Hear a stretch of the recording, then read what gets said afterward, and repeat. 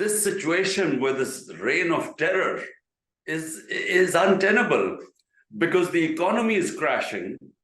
The rupee has gone into virtually free fall. Inflation is record high. Industry is closing. Unemployment is mounting. There's no roadmap to fix the situation. The only roadmap this government has is to crush PTI, and crush it because they know that whenever the elections, PTI will win. There's no justification for 10,000 plus workers in jail and the entire political leadership in jail. And the ones who are not in jail are all in hiding right now. So this sort of crackdown I've never seen in my lifetime. It was really the army is running the show. It was running the show. It was General Bajwa who removed my government. And so even though he had removed my government, I did have dialogue with him because we wanted elections.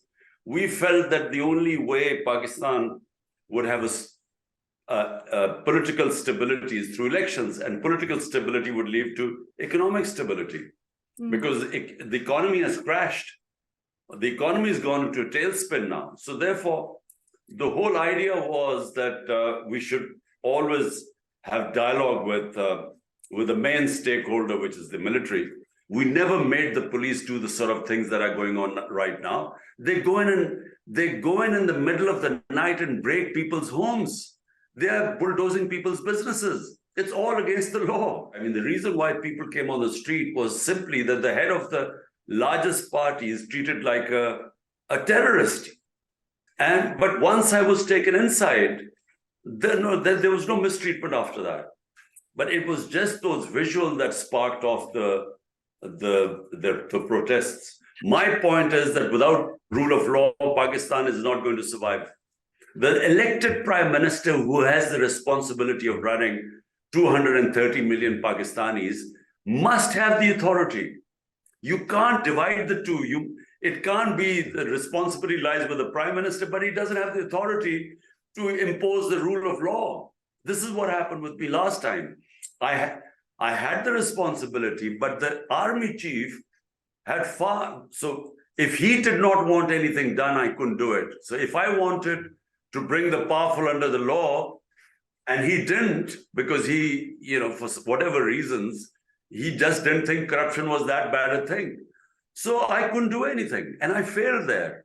So my point is that cannot happen again. So if you don't have rule of law, apart from anything else, you can't invite investment in your countries. You cannot create the enabling atmosphere to pick up your economy and create wealth so that you can pay off your debts. There is no question of giving up. There is having dialogue is one thing, but you're asking me that I would step back and allow myself to live as a slave of those who are in power. I started my movement 27 years ago called Movement for Justice. Justice means human rights, fundamental rights, means liberation. Justice gives you liberation because it gives you your rights. And when you say democracy, the only reason democracy we all love is because it's supposed to give you freedom. So my whole movement has been justice, movement for justice, to have freedom in Pakistan. And freedom means our fundamental rights are protected by our constitution.